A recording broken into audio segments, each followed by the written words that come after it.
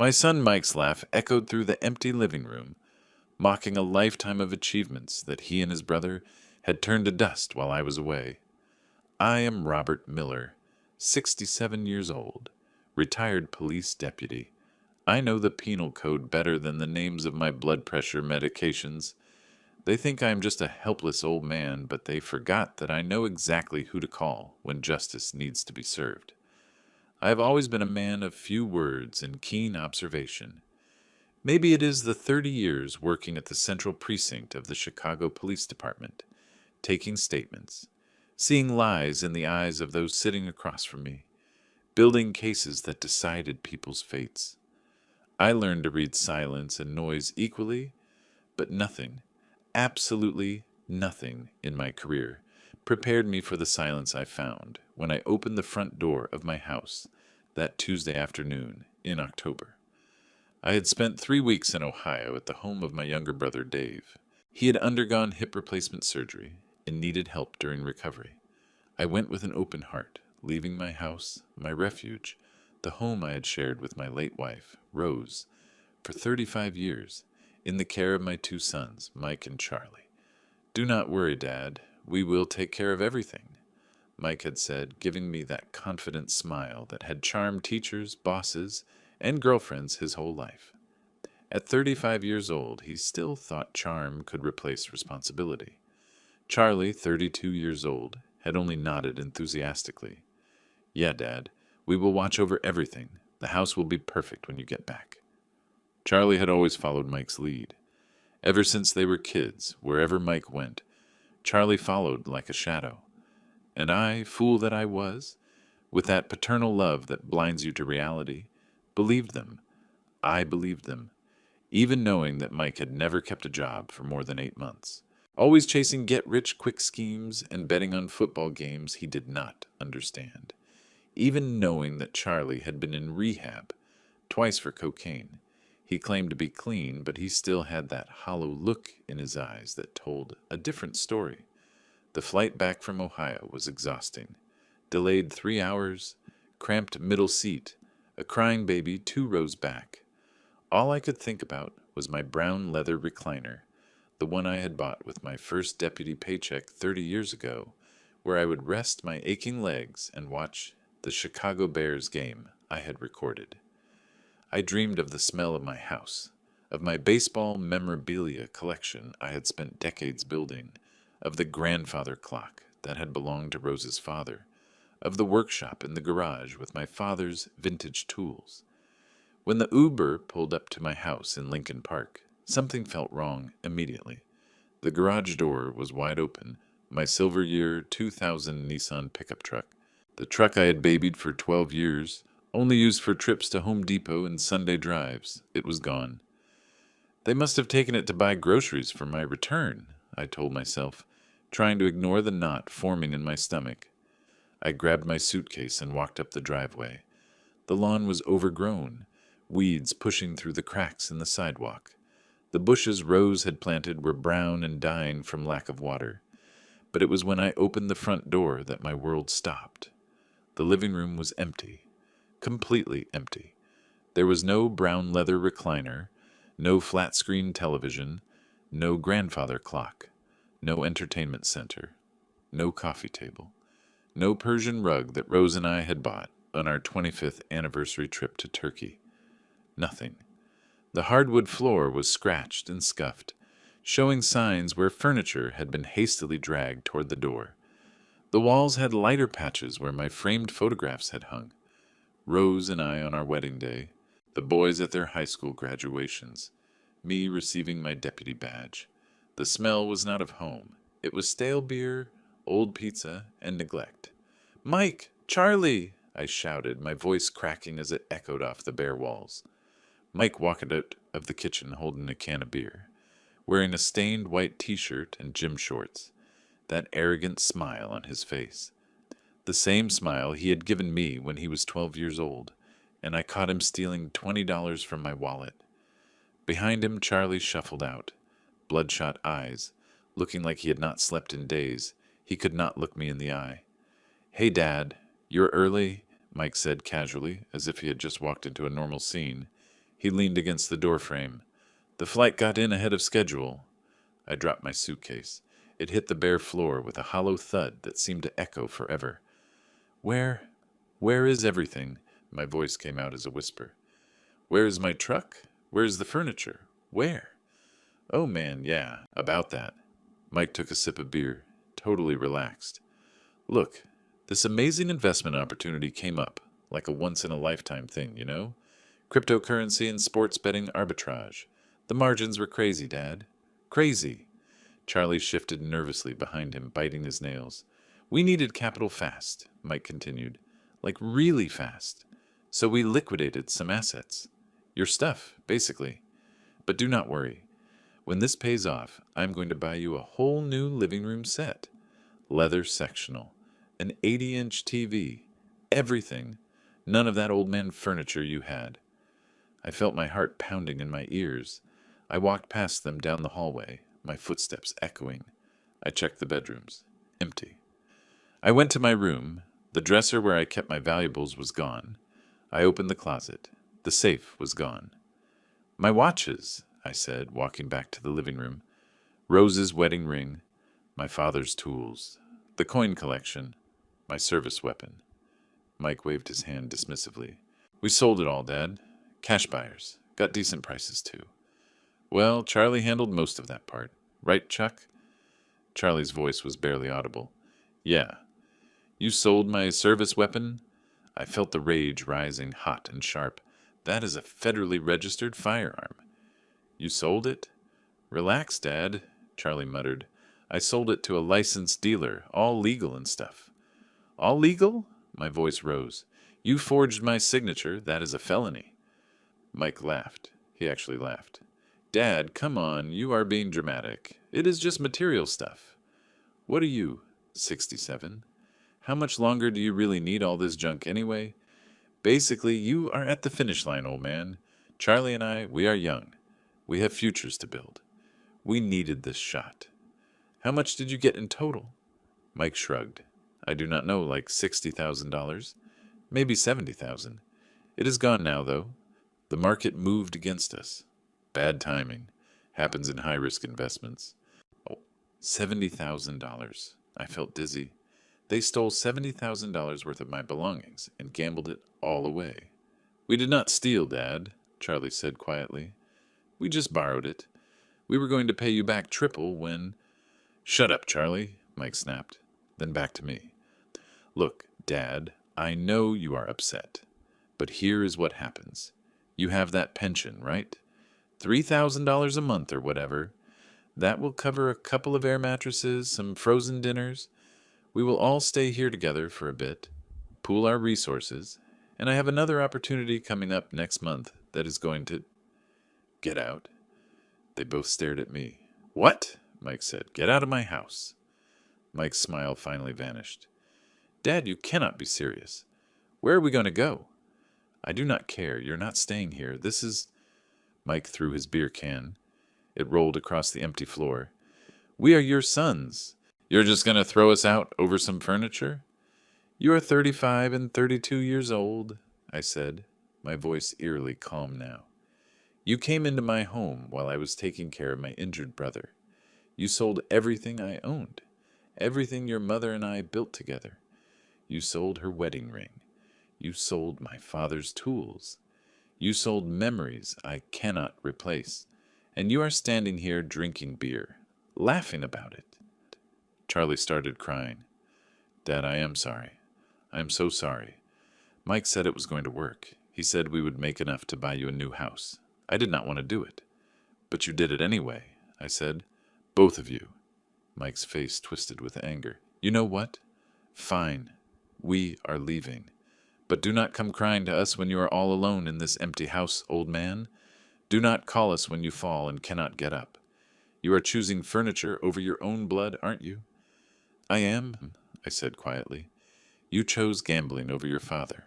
Now get out. We do not have anywhere to go. I pulled out my phone. What are you doing? Mike demanded. I scrolled to a contact. A name I had saved years ago. Captain Thomas Moore, Chicago Police Department. Mike's eyes widened. Dad, no. Come on. I pressed call. Charlie grabbed Mike's arm. Man, he is calling more. He is actually calling more. The phone rang once, twice. Robert, is that you? Captain Thomas Moore's deep voice filled the silence. I put him on speakerphone. Thomas, I need you at my house. Lincoln Park, West Armitage Avenue. I need to report a robbery. Robbery? Are you okay, Robert? What happened? I stared at Mike. I watched his arrogant smile dissolve into panic. My two sons robbed me blind while I was out of town. They sold everything, furniture, truck, my service weapon, about $70,000 in property. They are still here. I want them arrested. Dad, no! Charlie lunged forward. Please, Dad, do not do this. Mike grabbed my arm. You are bluffing. You would not send your own kids to jail. This is Robert. Captain Moore's voice became completely professional. Are your sons still on the premises? They are. Do not let them leave. I'm 10 minutes away. Dispatching 2 units now. Thank you, Thomas. I ended the call. Mike looked at me as if he were seeing a stranger. You really did it. Sit down, both of you. My deputy voice came out. The voice that had commanded crime scenes, that had made grown men confess. Sit on the floor. Do not move. Do not speak. The police do not like it when suspects are standing when they arrive. Suspects, Charlie's voice cracked. Dad, we are your sons. You were my sons. Right now, you are criminals. In my home. Mike tried one more time. Dad, listen. We can fix this. We will get jobs. We will pay you back monthly. Just call Moore back. Tell him it was a misunderstanding. I walked to the window, looking out at the street. In the distance, I could already hear the sirens. You had every chance to be men, I said without turning around. I gave you everything, paid your debts, covered your mistakes, bailed you out of trouble more times than I can count. Your mother died, asking me to never give up on you. The sirens were getting closer, but she is not here to see what you have become, and I will not dishonor her memory by pretending you are still the boys she raised. Those boys died somewhere along the way. I do not know who you are anymore. Red and blue lights flashed through the window. Charlie was sobbing. Mike just sat there stunned, as reality finally hit him. The police were coming. Their father, the man who had always saved them, had called the cops on them, and retired Deputy Robert Miller stood by the window watching his world crumble, knowing that sometimes the hardest thing a father can do is let his children face the consequences of their choices. The patrol cars parked, lights spinning, painting the bare walls of my living room in alternating red and blue. I heard car doors close, heavy boots on the sidewalk, the crackle of police radios. Captain Thomas Moore walked in first, followed by 4 officers I did not recognize. Young guys, probably not even born when I retired. Thomas was in his 50s now, graying at the temples, but he still had that commanding presence. I trained him when he was a green rookie 25 years ago.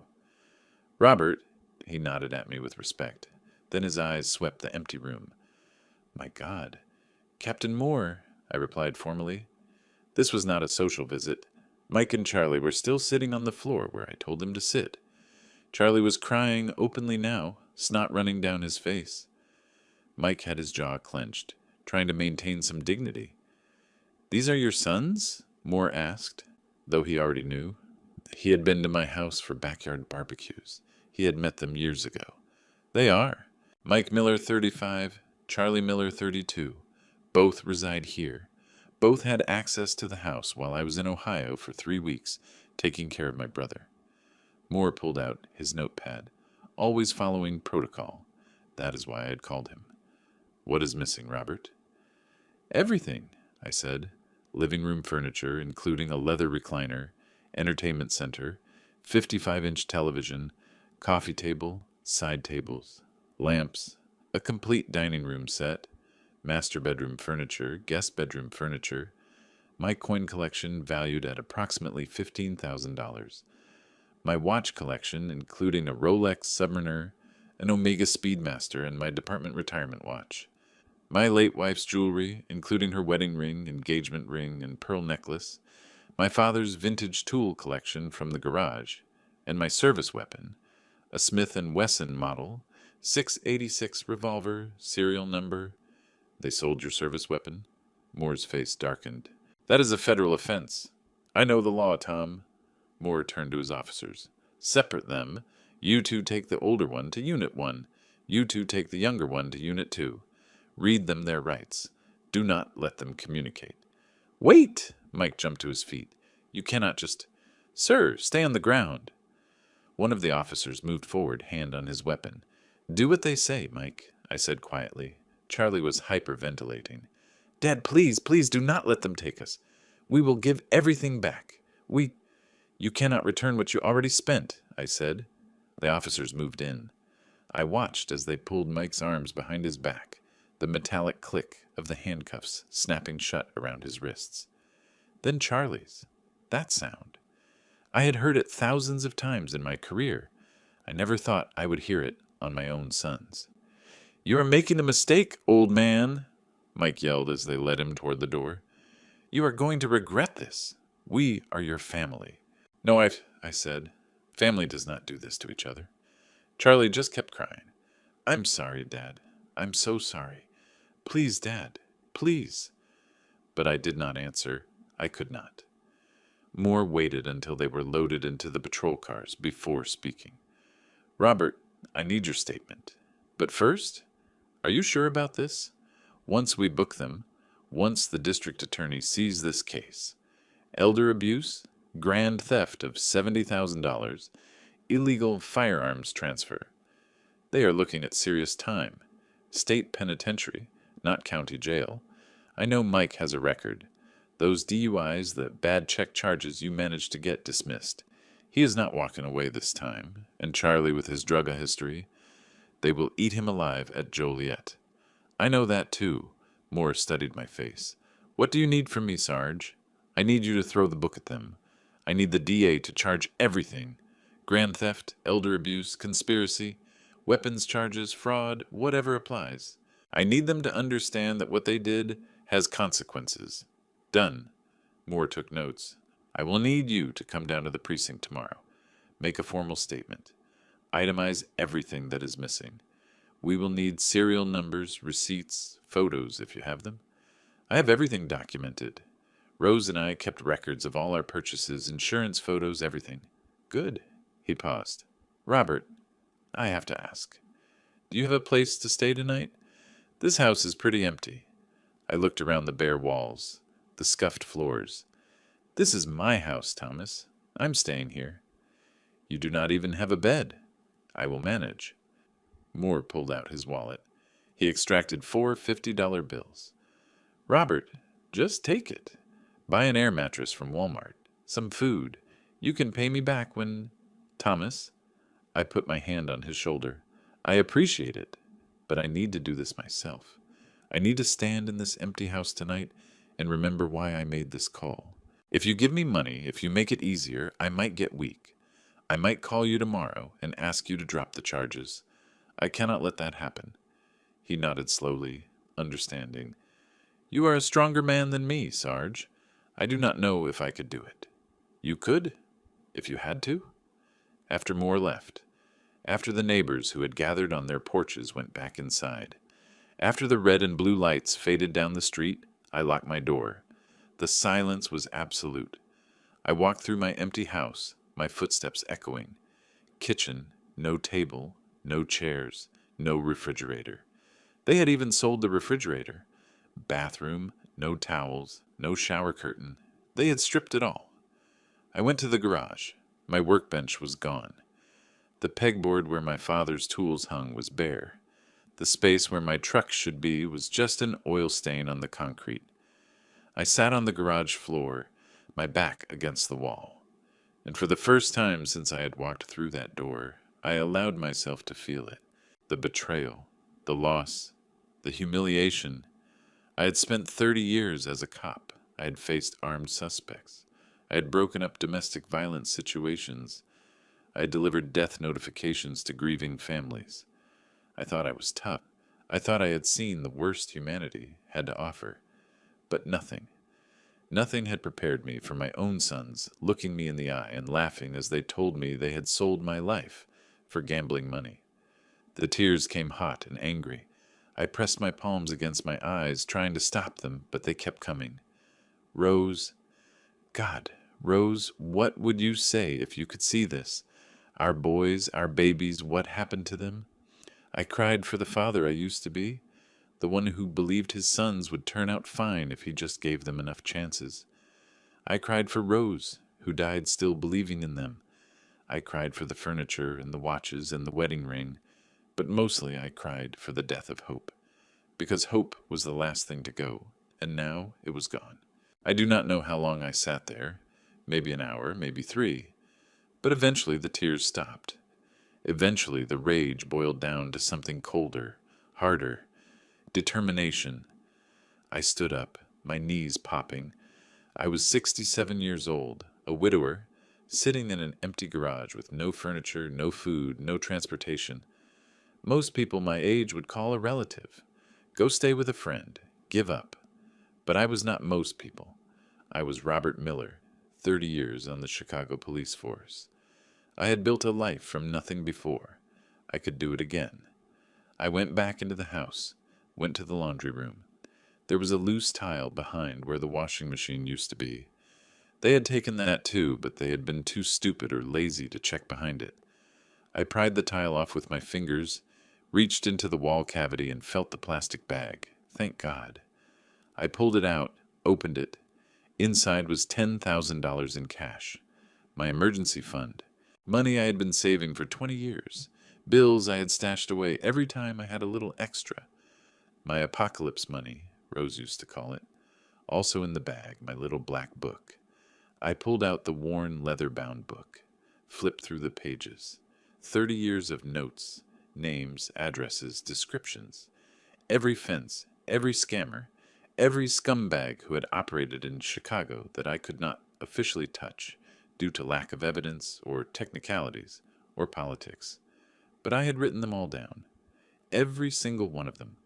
Mike and Charlie thought they had sold my things to random people on Marketplace or Facebook groups. But the underworld of this city is small. Everyone knows everyone.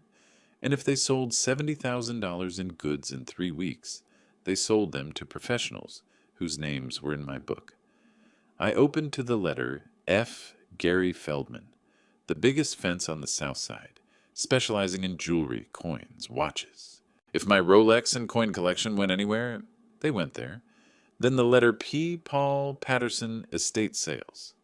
Paul Patterson bought entire estates from desperate families, resold the good stuff at a 500% markup. If my furniture went anywhere, it went there. I had addresses. I had their patterns. I had information on both of them that never made it into the official reports. And most importantly, I had nothing to lose. I pulled out my phone. 15% battery, but enough. I had to be smart about this. Charging my phone was going to be a problem until I could order some basic supplies. First things first, I needed food and a place to sleep.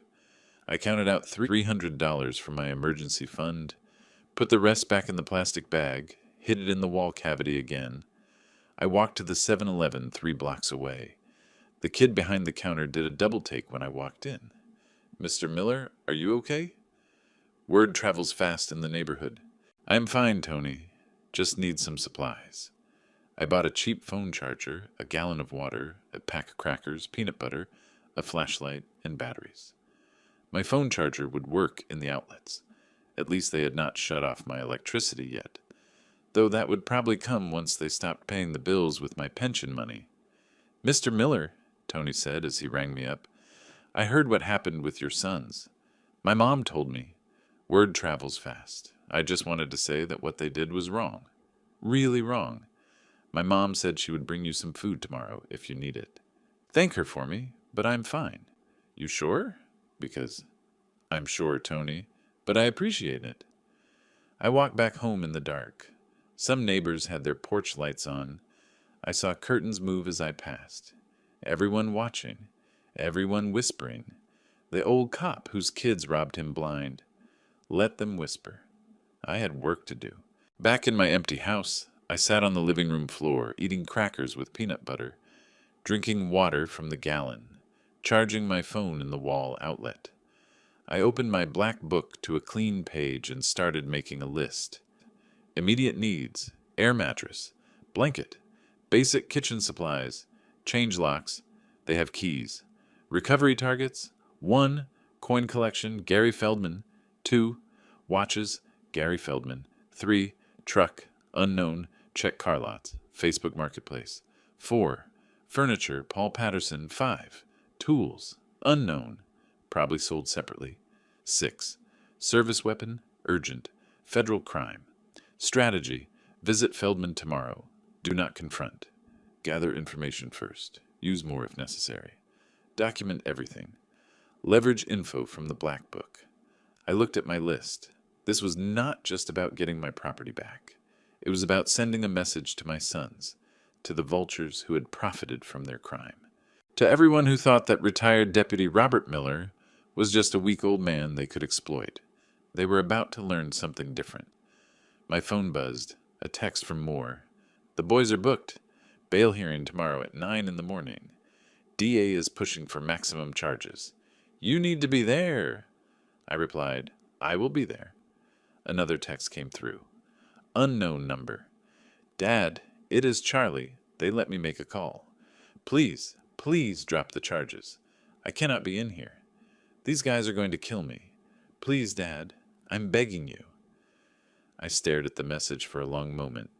I pictured my youngest son in a holding cell, scared, surrounded by real criminals. Then I thought about him selling his mother's wedding ring. I deleted the message without replying. I lay down on the hardwood floor, using my jacket as a pillow. The floor was hard and cold. Every noise echoed. Cars passing outside, the house settling, the refrigerator that was no longer there humming in my memory. This was rock bottom. 67 years old, lying on the floor of my own house with nothing but $10,000 in emergency cash and a notebook full of criminals. But rock bottom is solid. You can build on rock bottom. Tomorrow I would go to the bail hearing. I would look my sons in the eye and show them I meant business. Then I would start tracking down every piece of my life they had sold, and I would not stop until I got it all back. I closed my eyes. Sleep did not come easily. But when it finally came, I did not dream of the past. I dreamed of war. I woke up at 5:30 in the morning. My whole body ached from sleeping on the hardwood floor. My back screamed when I sat up. For a moment I forgot where I was. Then reality crashed back in. Empty house, arrested sons, stolen life. I used the bathroom, washed my face with hand soap, which I had found under the sink that Mike and Charlie apparently considered worthless. No towel, so I air-dried. No toothbrush. I used my finger and some soap to clean my teeth. Looking in the bathroom mirror, I saw an old man I barely recognized. When had I gotten so old? The lines around my eyes, the gray stubble, the exhaustion, but my eyes still had that cop look, the one that made suspects confess. I put on the same clothes from the day before. I would need to figure out the laundry situation later. My suitcase from Ohio was still by the door where I had left it. At least I had a week's worth of clothes. 7-Eleven again for coffee and a breakfast sandwich. Tony was working the morning shift too. Mr. Miller, sleep okay? Fine. My mom wanted me to give you this. He handed me a Tupperware container. Roast chicken and mashed potatoes from dinner last night. I hesitated, then took it. Tell her thank you. She also said that if you need anything at all, just ask. A lot of people on the block are saying the same thing. What your sons did is not right. I nodded and walked out before he could see my eyes water. The courthouse was downtown. I took the subway. My first time on public transit in years. The other passengers gave me space, as if they could sense they shouldn't mess with me. Moore met me outside courtroom 4. Robert, are you ready for this? As ready as I will ever be. The prosecutor is Amanda Chen. She is tough. Wants to make an example out of elder abuse cases. Your sons are screwed. Good. We walked in. The courtroom was already filling up. Public defenders, prosecutors, families of defendants. And there, in orange jumpsuits and handcuffs, sitting with their appointed lawyers, were Mike and Charlie. They both looked like hell. Charlie's face was bruised. Someone had clearly hit him. Mike had a cut above his eye. Neither had slept much, I could tell. When they saw me walk in, their reactions were different. Charlie's face crumbled. He mouthed, "Please, Dad." Mike just glared at me, pure hatred in his eyes. I sat in the front row, directly in their line of sight. I wanted them to see me. I wanted them to know I was not backing down. All rise. The Honorable Judge Patricia Williams presiding. Judge Williams was a black woman in her 60s. No-nonsense reputation. I had testified in her courtroom a dozen times over the years. She saw me and gave a slight nod of recognition. The People versus Mike James Miller and Charlie Allen Miller. Case number 23. Elder abuse, grand theft, conspiracy to commit fraud, illegal transfer of firearms. How do the defendants plead? Mike's lawyer stood up. Not guilty, Your Honor. Charlie's lawyer stood up. Not guilty, Your Honor. The prosecutor, Amanda Chen, stood up. She was young, maybe 35, but she had that fire. Your Honor, the People request remand without bail. These defendants systematically robbed their own father, a retired police deputy, while he was out of state caring for a sick relative. They sold over $70,000 in property, including a registered service weapon. This represents extreme elder abuse and a complete disregard for the law. They are flight risks and a danger to the victim. Mike's lawyer jumped in. Your Honor, that is absurd. These are the victim's own sons. They are not flight risks. They have ties to the community. We request reasonable bail. Their ties to the community include robbing their father blind, Judge Williams interrupted. Mr. Miller, I see you are in the gallery. Would you like to make a statement regarding bail? I stood up. Every eye in the courtroom turned to me. Your Honor, I spent 30 years locking up criminals. I have seen every kind of crime there is, but I never thought I would see the day when I would have to ask a court to protect me from my own sons. My voice was steady, clear. These men came into my home, sold everything I owned, including my late wife's wedding ring. They sold my service weapon, a federal crime, and when I confronted them, they laughed. They told me I was old, that I was near the end anyway, that I did not need my belongings. Charlie was crying. Mike was staring at the table. They have shown zero remorse, zero accountability. If they are released, I have every reason to believe they will flee or retaliate against me. I request they remain in custody until trial. Thank you, Mr. Miller. Judge Williams looked down at the defendants with disgust. Bail is denied. Defendants will remain in custody at the county jail pending trial. Next court date is November 15th for a preliminary hearing. Court is adjourned. The gavel fell. No! Charlie lunged forward, but the bailiffs grabbed him. Dad, please do not let them do this. I am going to die in there. Please. Mike just looked at me with those hateful eyes as he was led away. He did not say a word, but his glare said it all. You are dead to me. And that was fine, because they had been dead to me the moment they sold Rose's ring. Moore walked me out of the courthouse. Are you okay, Robert? Yes. That took guts. A lot of fathers would have caved. I'm not a lot of fathers. What is your next move? I am going shopping. First stop, Walmart. I bought an air mattress, a pump, a pillow, a blanket, 2 sets of sheets, basic kitchen supplies, cheap plates, glasses, silverware, a small coffee maker, toiletries, a cheap prepaid phone just in case my regular phone died. Next stop, Home Depot. New locks for all the doors. The guy at the counter tried to sell me a fancy electronic lock. Just give me the best mechanical lock you have. No electronics, no apps, just metal and pins. I installed them myself when I got home. It took me 3 hours. My hands are not as steady as they used to be, but I got it done.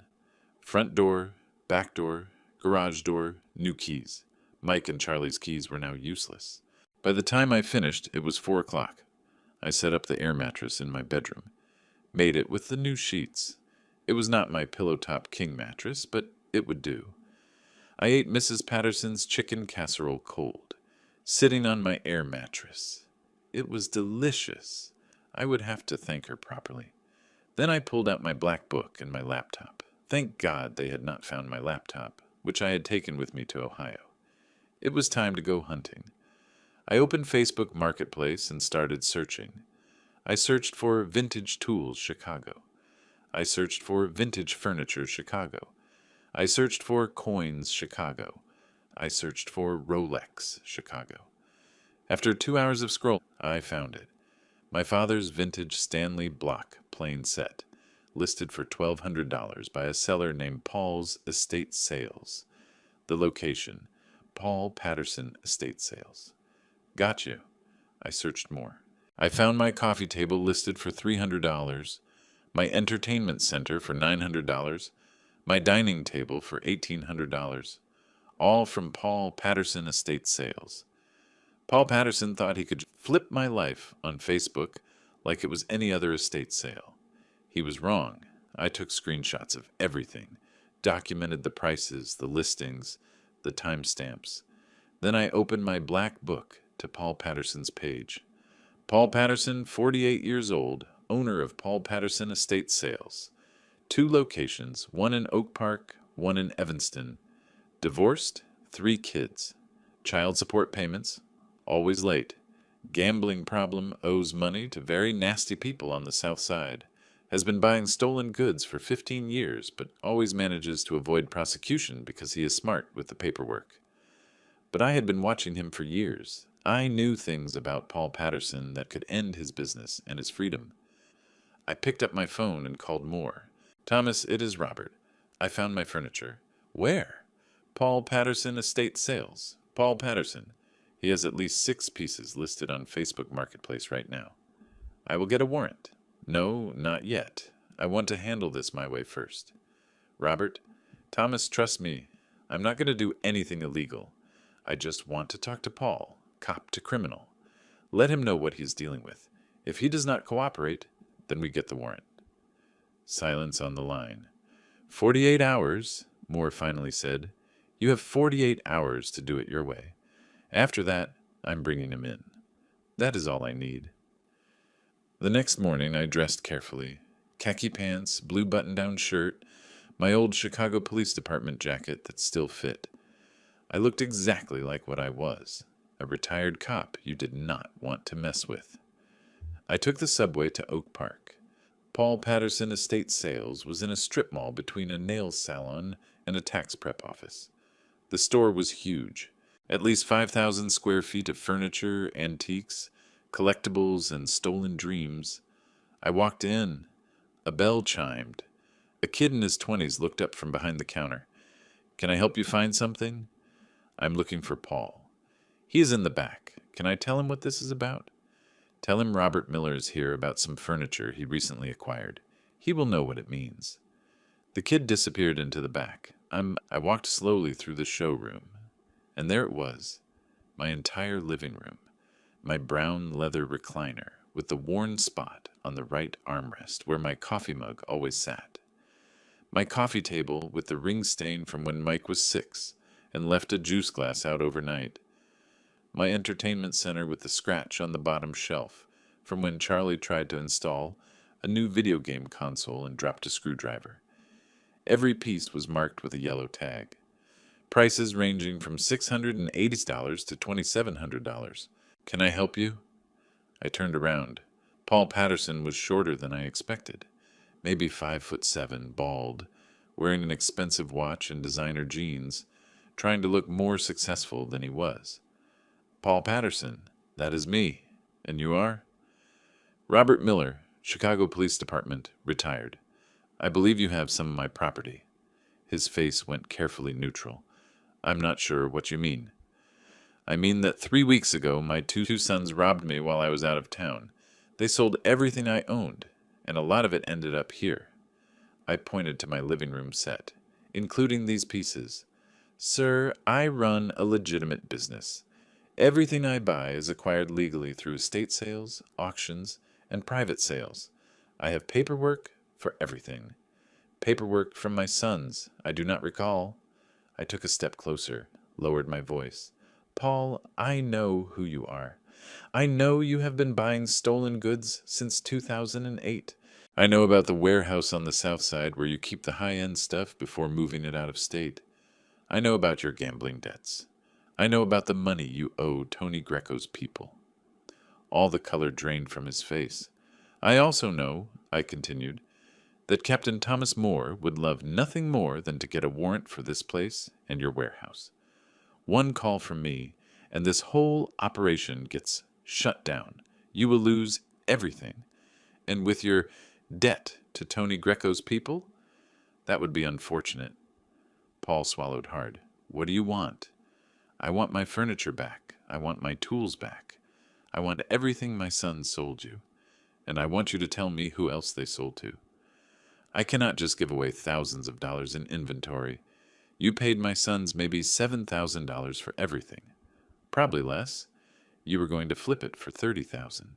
Even if I wanted to, I cannot just hand over merchandise without.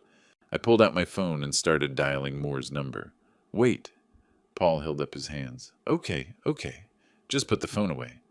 I kept my thumb hovering over the call button. I am listening. The furniture, the tools. I can give them back to you.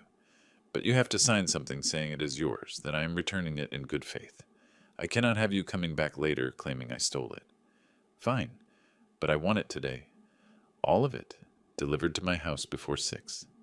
That is impossible. I would need to rent a truck, get guys to figure it out, or Moore gets the call. Paul ran a hand over his bald head.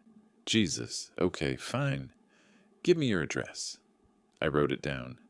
And Paul, who else did my son sell to? Specifically, watches, coins, jewelry? He hesitated. I started dialing again. Gary Feldman, he blurted out. The pawn shop on Michigan Avenue. Your kid came in with a Rolex and a bunch of coins. Gary sent him to me for the furniture. I send him back to Gary for the small stuff. Thank you, Paul. I will see you at 6. Do not be late. I walked out of Paul Patterson estate sales feeling more alive than I had felt in days. One down, one to go. The pawn shop was in a rougher neighborhood. Bars on the windows. Security cameras everywhere. Bulletproof glass at the counter. I walked in. A buzzer announced my entry. Behind the bulletproof glass sat Gary Feldman, 60s, overweight, wearing enough gold jewelry to stock his own store. He was eating a ham sandwich and watching a Green Bay Packers game on a small TV. He glanced at me, then went back to his sandwich. Can I help you? I'm looking for some items that were sold here recently, specifically a Rolex Submariner, an Omega Speedmaster, a Chicago Police Department retirement watch, a coin collection, and my late wife's jewelry. Gary stopped chewing. We get a lot of merchandise in here, buddy. I cannot remember every transaction. The seller was a 35-year-old white male named Mike Miller. Came in about 3 weeks ago. Needed cash. Fast. Still does not ring a bell? I pulled out my phone and showed him a picture. This is the Rolex, serial number ZENU 6161. This is the Omega, serial number COTOR 107122669ST. And this is the retirement watch, custom engraven, Deputy Robert Miller, 30 years of service, Chicago PD. Gary put down his sandwich. Look, even if I had those items, which I am not saying I do, I paid good money for them. I cannot just give them back. You paid my son a fraction of what they are worth. That is called receiving stolen property. It is a felony. You got proof they are stolen? You got a police report? I smiled. It was not a nice smile. Gary, do you remember the Rogers case? The jewelry heist at the President Hotel? You were questioned, never charged. But I was the one who took the statements. I was there when you said you had never seen any of the merchandise. But I was also there when your employee, Jimmy the Skinny Rogers, mentioned a storage unit on the south side. Gary's jaw tightened. Now that storage unit was never searched. The statute of limitations ran out on that particular case. But I kept notes, very detailed notes about a lot of things. What if Captain Thomas Moore accidentally received an anonymous tip about some of your current business practices? Practices involving high-end watches with filed-off serial numbers? Well, that would be a new crime. No statute of limitations. Are you threatening me? I'm giving you options, Gary. Option 1. You give me my property back, all of it, right now, and I walk out of here and we never speak again. Option 2. I make one phone call, and by tomorrow morning, this place is crawling with local cops and federal agents. Because my service weapon, a federally registered firearm, was also sold. And I bet it came through here too. Gary's face went from red to white. Your son sold you a gun, a Smith & Wesson model, 6.86 revolver, transferred illegally without proper documentation. That is ATF jurisdiction, Gary. They do not play. He stood up, walked into the back room without a word. I waited, my heart pounding. This was the moment. I was either walking out with my things, or I was walking out facing a shotgun. 5 minutes later, he came back with a plastic tub. He set it on the counter with a heavy thud.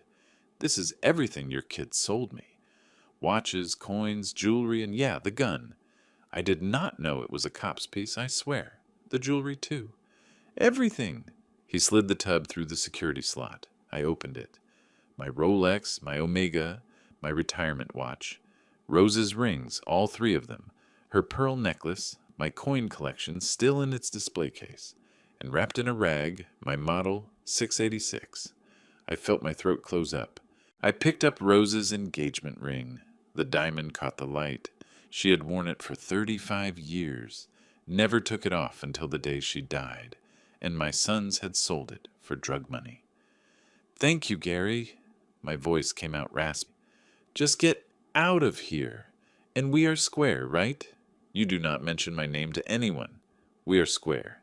But Gary, if I ever find out you bought from another desperate kid robbing his parents, I will bury you.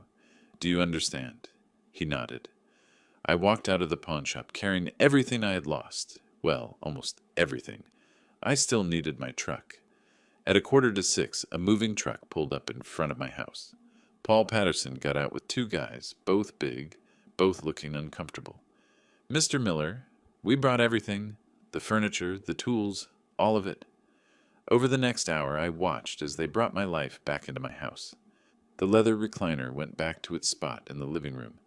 The coffee table, the entertainment center, the dining table and chairs, my bed frame and mattress, the dresser, my father's tools hung carefully back on the pegboard in the garage.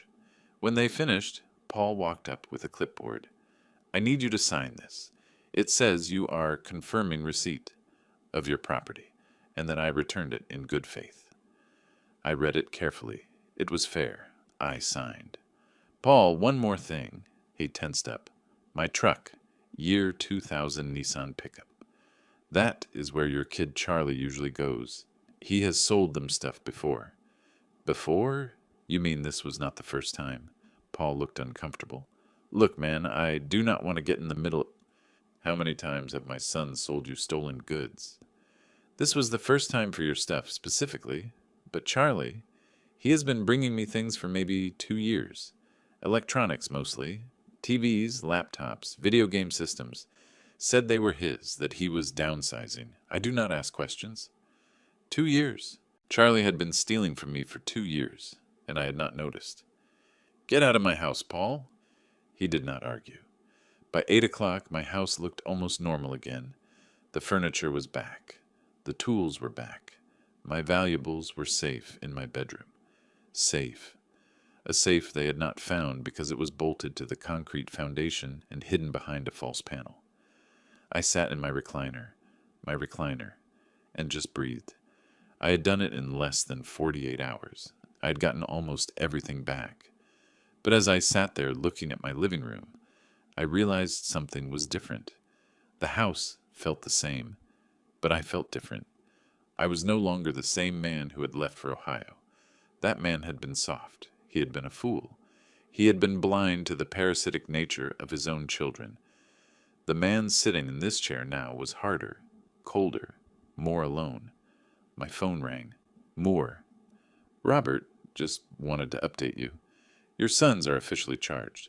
Trial is set for February. Public defenders are pushing for a plea deal, but the DA is not budging. They are looking at 5 to 7 years if convicted. 5 to 7 years. Mike would be 40 when he got out. Charlie would be 37. Robert, are you still there? Yes, I am here. Are you okay with all this? We can still... I'm fine with this, Thomas. Thank you for the update. I hung up. 5 to 7 years. They would be different men when they got out. Prison would either break them or rebuild them. I did not know which. All I knew was that I had done the only thing I could do. I had held them accountable. For the first time in their lives, they were facing real consequences for their actions. And if that made me a bad father, so be it. Better a bad father than a dead fool. I closed my eyes and let exhaustion take over. Tomorrow I would track down my truck. Tomorrow I would figure out the next steps.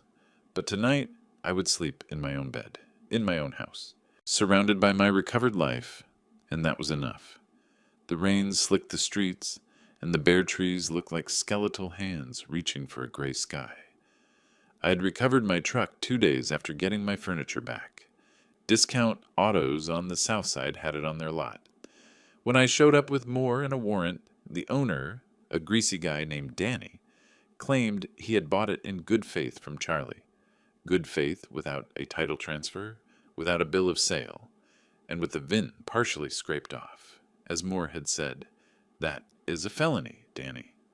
I got my truck back. Danny got arrested. I did not feel bad about it. The house was back to normal now. I'd even bought a few new things. A better television, some updated kitchen appliances. Mrs. Patterson and other neighbors had been bringing food regularly. Gary even helped me fix the fence. The community had rallied around me in a way I never expected. But every Sunday, without fail, I drove to the county jail for visitation. The first month, neither Mike nor Charlie wanted to see me. They refused to come out of their cells when my name was called. The second month, Charlie finally showed up. He looked terrible. He had lost weight, bruised face, haunted eyes. "Dad," he had said through the plexiglass, crying. "I'm so sorry. I'm so sorry. I know, son. I was high. I was high the whole time. Mike kept saying we would get it all back, that you would never know, and I just went along with it because I was high and stupid. Charlie," I had stopped him. "I forgive you." He had looked at me in surprise. "What?" "I forgive you. But forgiveness does not mean there are no consequences. You need to be here. You need to get clean. You need to figure out who you want to be." I had seen tears streaming down his face. Mike, on the other hand, did not show up until month 3. When he finally sat across from me, his face was hard, jaw clenched, eyes cold. "What do you want?" he had said. "I wanted to see how you're doing." "How do you think I'm doing? I'm in jail because of you." "No, you are in jail because you robbed your father and sold his life for gambling money. It was an investment. Mike," my voice had that deputy tone, "stop. Just stop. The lies, the excuses, blaming everyone else. Just stop." He had glared at me in silence. "You are 35 years old," I had continued, "and you have never taken responsibility for anything in your entire life. Every job you lost was because of a bad boss.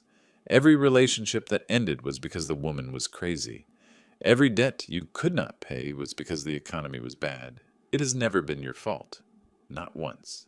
So what? You want me to grovel? You want me to beg for forgiveness? No. I want you to grow up. I want you to look in the mirror and see what you have become. And I want you to decide if that is who you want to be for the rest of your life." He had stood up. "We are done here." "Mike," I had said, "we are done. Do not come back." He had left, and I had watched him go, feeling that familiar ache in my chest. But I kept going back. Every Sunday. Even when Mike refused to see me. Even when Charlie was too ashamed to speak. I signed in. I sat in the visiting room, and I waited. Because that is what fathers do. even when it hurts. The trial was set for February 14th, Valentine's Day. The irony was not lost on me. I sat in the courtroom in the same spot where I had sat for the bail hearing. Mike and Charlie were brought in wearing suits their public defenders had somehow managed to get. They looked almost respectable. Almost. The prosecutor, Amanda Chen, laid out the case methodically. The timeline of my trip to Ohio. The house systematically emptied. The sales to Paul Patterson and Gary Feldman. The illegal transfer of firearms. The estimated $70,000 in stolen property. She called me to the stand. Mr. Miller, can you describe what you found when you returned from Ohio? I took a deep breath. Nothing. I found nothing. My house had been stripped. Everything my wife and I had built over 35 years of marriage was gone. And when I confronted my sons, Mike laughed. He told me I was old, that I was near the end anyway, that I did not need my belongings. Charlie just stood there and said nothing. How did that make you feel? Objection. Mike's lawyer stood up. Relevance. Your Honor, this is an elder abuse case, Amanda said. The emotional impact is absolutely relevant. Overruled. Mr. Miller, you may answer. I looked at my sons. Charlie was crying silently. Mike was just staring at the table. It made me feel like I had failed as a father, I said quietly, like everything I had taught them about honor, respect, responsibility had meant nothing. It made me feel like a fool for loving them. This courtroom was silent. Thank you, Mr. Miller. No further questions. Mike's lawyer tried to cross-examine me, tried to paint me as a vindictive father who wanted revenge, that I was exaggerating the emotional distress. Mr. Miller, isn't it true that you have a substantial pension and that you are not really in financial distress? I have a pension of $3,000 a month. My mortgage was $1,500. Utilities were $500. Medical expenses were $500. That left me $500 for food, gas, and everything else. And my son stole what little savings I had. But you were not homeless. You were not starving. No, but I was sleeping on a hardwood floor in an empty house that my own sons had ransacked. That counts as distress, counselor. Even the judge smiled slightly at that. The defense tried to argue that Mike and Charlie had intended to pay me back, that they genuinely believed the investment would work out, that there was no malicious intent. But the evidence was overwhelming. The Facebook Marketplace listings, the testimony of Paul Patterson and Gary Feldman, both given immunity in exchange for their cooperation, the text messages between Mike and Charlie discussing how much they could get for the old man's stuff. The jury deliberated for less than 3 hours, guilty on all charges. The sentencing was 2 weeks later. Judge Williams looked down at Mike and Charlie with disgust. I have been on this bench for a long time. I have seen children steal from parents out of desperation, out of addiction, out of mental illness. But this was calculated. This was cruel. You did not steal to survive. You stole to gamble. She looked at Charlie. Mr. Charlie Miller, you have a documented drug problem. While that explains your actions, it does not excuse them. You are sentenced to 4 years in state prison, with eligibility for a drug rehabilitation program, after serving 18 months. If you complete the program successfully, the remainder of your sentence will be served on probation. Charlie nodded, crying. Then she looked at Mike.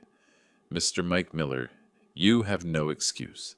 No addiction, no mental illness, no extenuating circumstances.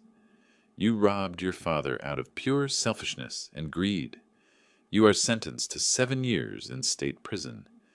You will also be required to pay full restitution to your father upon release, amount to be determined in a separate civil proceeding. Mike's face went white. 7 years? And consider yourself lucky it is not more. Bailiff, remand the defendants. As they were led away, Charlie looked at me one last time. I'm sorry, Dad. I'm so sorry. I nodded. Mike did not look back. 2 years passed. Life settled into a new rhythm. I joined a support group for victims of elder abuse. It turned out there were a lot of us. I started volunteering at a community center, teaching a financial literacy class for seniors, teaching people how to protect themselves from scammers, from family members who might take advantage. I told my story over and over, and every time I told it, it hurt a little less.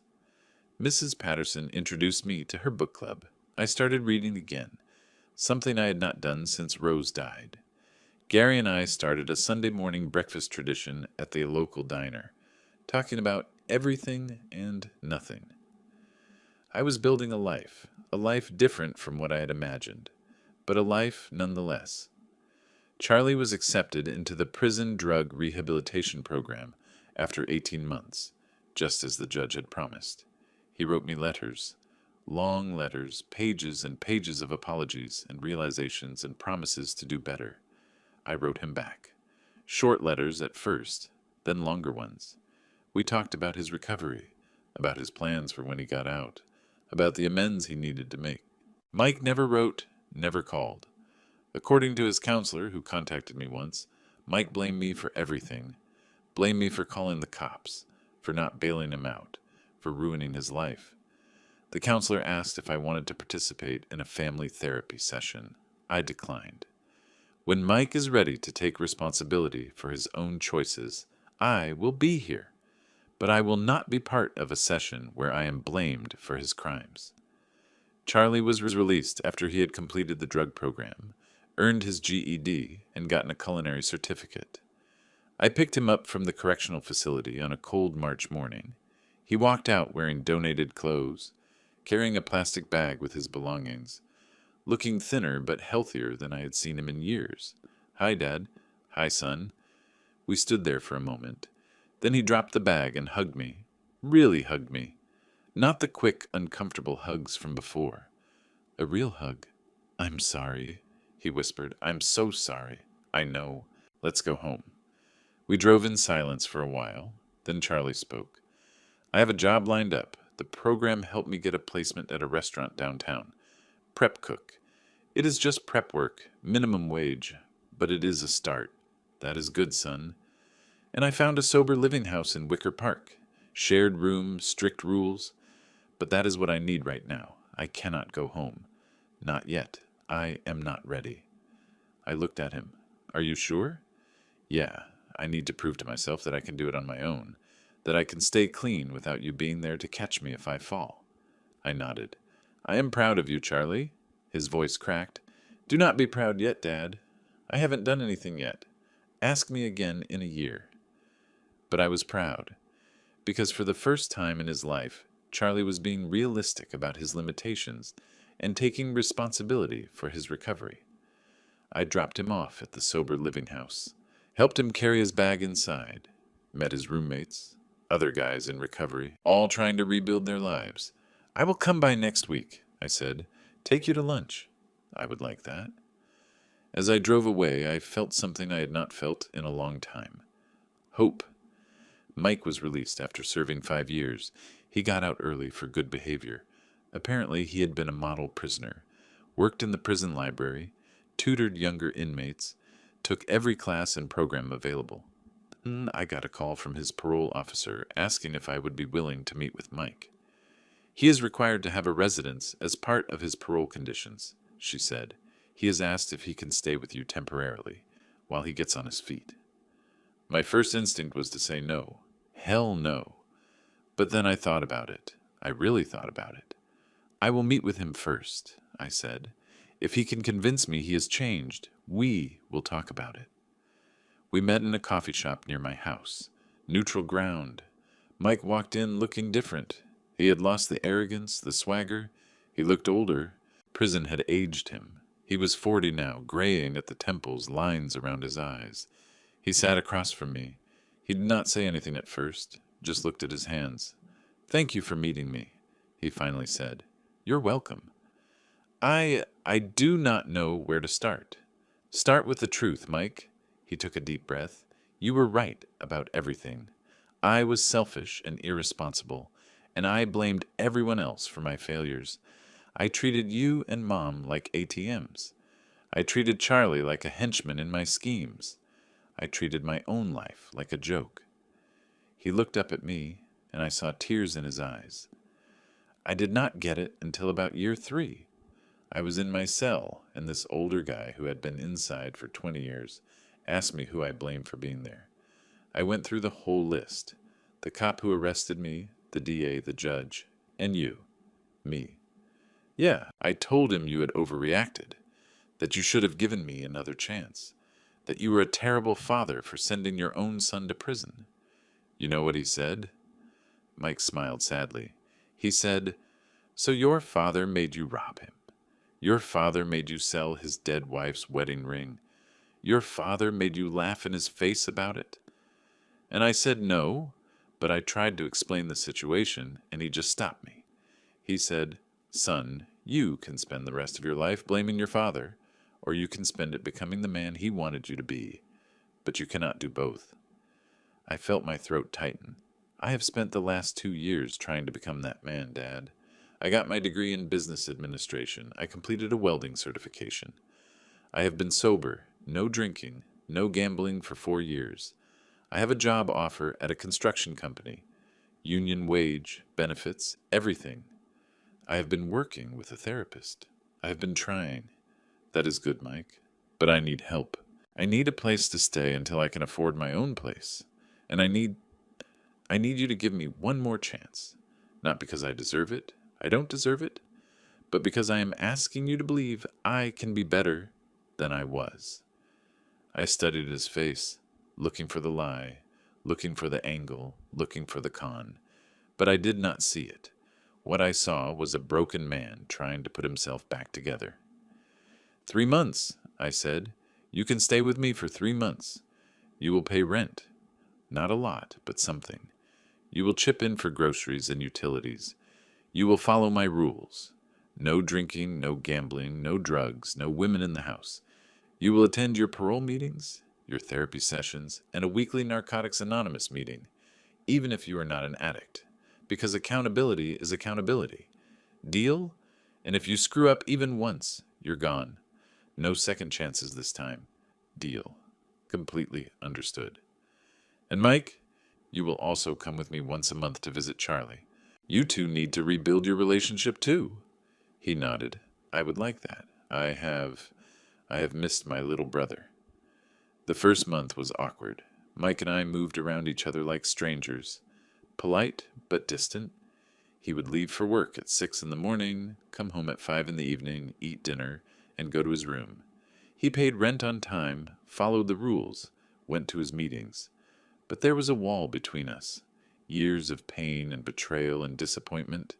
It was Charlie who broke the wall. At Sunday dinner, a new tradition where both boys came to my house, Charlie looked at Mike and said, "You need to apologize to Dad. Really apologize."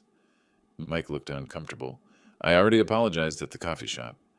"You explained yourself. That is different from apologizing. Mike, just do it. You will feel better. Trust me." Mike put down his fork. He looked at me. "Dad, I am sorry. I am sorry I stole from you. I am sorry I sold Mom's ring." They are talking about getting engaged. Mike is a foreman at his construction company. He bought his own apartment in River North. He volunteers with a program that helps ex-convicts find employment. He even started coaching a youth baseball team. And me, I still volunteer at the community center. I still tell my story to anyone who will listen. I have helped a dozen other families navigate the hell of elder abuse, of having to choose between enabling and holding accountable. Last Sunday, we were all at my house. Me, Mike, Charlie, Sarah, and Mike's girlfriend, Jennifer, who thankfully does not put up with any of his nonsense. We were sitting in the living room, the same living room that had been empty 6 years ago. Charlie's daughter, my first granddaughter, born 3 months ago, was sleeping in my arms. Her name is Rose, named after the grandmother she will never know. "Dad," Mike said, "can I ask you something?" "Sure. Do you regret calling the cops on us, having us arrested?" I looked at my sons, really looked at them. Charlie, sober and stable, with a career and a future. Mike, humble and hardworking, with purpose and direction. "No," I said. "I do not regret it. It was the hardest thing I have ever done. Harder than burying your mother. Harder than anything in my 30 years as a cop. But it saved your lives. How do you see it that way? Charlie asked. Because you were both on a path to destruction. Mike, you were gambling money you did not have, making enemies with dangerous people. Charlie, you were using harder drugs, heading toward an overdose. If I had bailed you out again, if I had let this slide, where would you be now? They both nodded, knowing the answer. Dead or in prison for something much worse. Sometimes love means letting people fall, I continued. It means watching them hit rock bottom and not catching them, because hitting rock bottom is the only way some people learn to climb back up. Mike looked at his niece in my arms. When Rose grows up, and if she ever screws up, are you going to tell her this story? Absolutely. Good. She should know her grandfather is the toughest son of a bitch in Chicago. We all laughed. And in that moment, sitting in my recovered living room, surrounded by my recovered family, holding my granddaughter named after my late wife, I felt something I had not felt in years. Complete. The house was no longer empty. My life was no longer empty. It had taken 6 years, 2 prison sentences, countless tears, and more pain than I thought I could bear. But we had made it. We had survived.